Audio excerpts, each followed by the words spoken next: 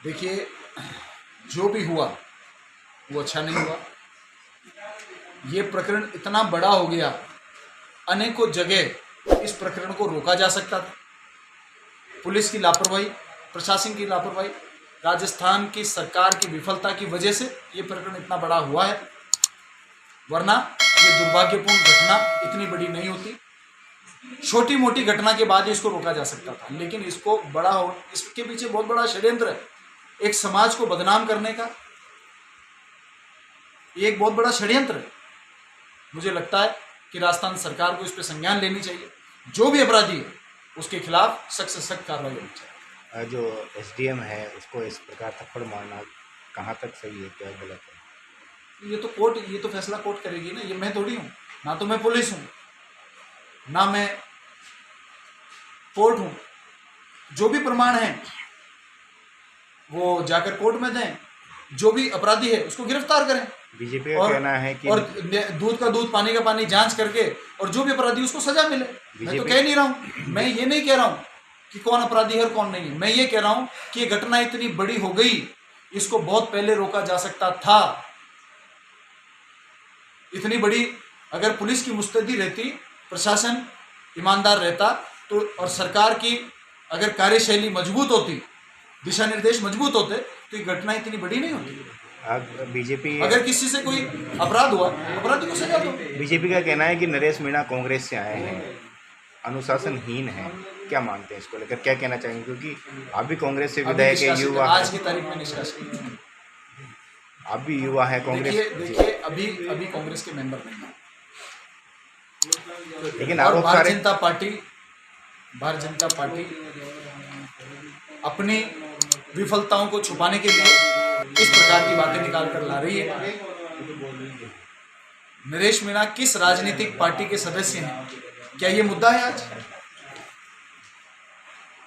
क्या राजनीतिक पार्टी, किस राजनीतिक पार्टी है कि नरेश मीणा हैं, क्या ये मुद्दा है? जो हुआ और उसमें अपराधी कौन है, मुद्दा तो ये है। जो हुआ वो क्यों हुआ और अपराधी को क्यों नहीं पकड़ा गया, और बाकी और भी जो अपराधी हैं उनको क्यों नहीं पकड़ा गया? जिन्होंने रात को मोटरसाइकिलें जलाई, गांव की गाड़ियां जलाई, उनको क्यों नहीं पकड़ा गया?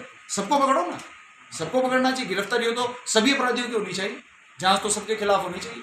सिविलियन के खिलाफ भी जांच है तो पुलिस वालों के खिलाफ भी जांच है। प्रशासन की लापरवाही है तो उनके खिलाफ भी नोटिस देकर उनको प्रताड़ित करना चाहिए। अब लगातार प्रकरण बहुत संयमित रहकर भी सुलझाया जा सकता था। लापरवाही की वजह से ये प्रकरण बहुत बड़ा हुआ। जो भी जिम्मेदार है उनके खिलाफ कार्रवाई होनी चाहिए। अब मीणा समाज, सर्व समाज नरेश मीणा को रिहाई कराने की मांग को लेकर अड़े हैं। वो तो उनका अधिकार है, जो आम समाज है उनका अधिकार है। वो अपनी मांग जो भी करेंगे वो तो करेंगे, इसमें क्या बात है। कानून के तहत सरकार काम करेगी, सामाजिक भावनाओं के तहत समाज मांग करेंगे। ये तो आज पहली बार थोड़ी हो रहा है। किस नज़रिए से देखते हैं नरेश मीणा? मेरे नज़रिए, देखिए, ये देश कानून से चलता है, किसी भी व्यक्ति विशेष के नज़रिए से नहीं चलता है। तो मेरा नज़रिया इसमें कोई मायने नहीं रखता। इसमें मायने रखता है तो कानून में किसने कहाँ तोड़ा, किसने अपराध किया, किसने इस वारदात को बड़ी होने दी, या इसके पीछे कोई प्लानिंग थी, क्या हुआ, XYZ। इतना बड़ा मुद्दा हो जाना एक व्यक्ति तो नहीं कर सकता। तो सिस्टम की जो गलती है ना, तो सिस्टम भी तो अपराधी है इसमें, उसको भी तो पकड़ो। जिस सिस्टम ने इसको इतना बड़ा वारदात को होने दिया आंखों के देखते, वो सिस्टम का भी तो अपराध है भाई साहब, उसको भी तो पकड़िए। कांग्रेस की मेंबरशिप क्यों कह रहे हो? उपचुनाव के नतीजे भी आने में हैं, क्या मानते हैं उपचुनाव में? उपचुनाव में आप देखेंगे कि कांग्रेस पार्टी के पूर्व से ज़्यादा सीटें हैं। कितनी सीटें मानते हैं? बीजेपी दावा करिए 7 सीट। नहीं, पूर्व में जो हमारी सीटें थी उससे ज़्यादा सीटें हैं। बीजेपी गिरी 7, हम जीत रहे हैं। वो तो 7 में चुनाव हुए हैं, वो 100 भी बोल सकते हैं 7 में से, उनकी गिनती ठीक नहीं थी। बीजेपी हो, मैं क्या कह रहा हूँ, वो 7 में चुनाव हुआ है, वो ये भी कह सकते हैं हम एक नई सरकार बना रहे, 100 सीटें नई और ला रहे हैं। मुख्यमंत्री जी जो पता नहीं शायद 50-51 में देश आज़ाद करा रहे थे, मुख्यमंत्री होकर उन्होंने गैंगस्टर फोर्स बनाई है। अब क्या मतलब, वो 7 भी सीटें बोले, 70 बोले, तो जनता विश्वास करती नहीं। तो सरकार काम कर रही है, रिजल्ट आएगा उसी दिन आएगा। सरकार दावा कितना भी करो, सरकार किस प्रकार? ये तो 400 सीटों का दावा भी कर रहे थे पार्लियामेंट में। 400 सीटें आई क्या? नहीं आई। तो दावा करना अलग बात है, चुनाव को जीतना अलग बात है। जनता का विश्वास जीतना अलग बात है।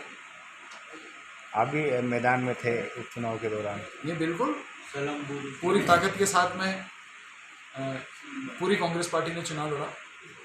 बड़े नेता से लेकर छोटे नेता से लेकर बड़े कार्यकर्ता से लेकर छोटे कार्यकर्ता तक सब लोगों ने एकजुटता के साथ कांग्रेस की रीति नीति को, कांग्रेस की सरकार के पूर्व सरकार के हमारे कामों को और इस सरकार की विफलताओं को लेकर जनता के बीच में गए। फैसला जनता ने किया। दावा कैसे कर सकते हैं कोई जीतने?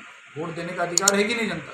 एक एक वोटर आके किसी को कांग्रेस या बीजेपी को बताती है कि हमने आपको वोट दिया, तो कैसे दावा कैसे कर सकते? वो तो प्रचार करना हमारा काम है, वोट देना जनता का काम है। और रिजल्ट आने के बाद में दावा कितना भी करो, वो पेटी में तो वोट बढ़ने घटने वाला नहीं है। जो पड़ा है वो निकल जाएगा 23-24 तारीख।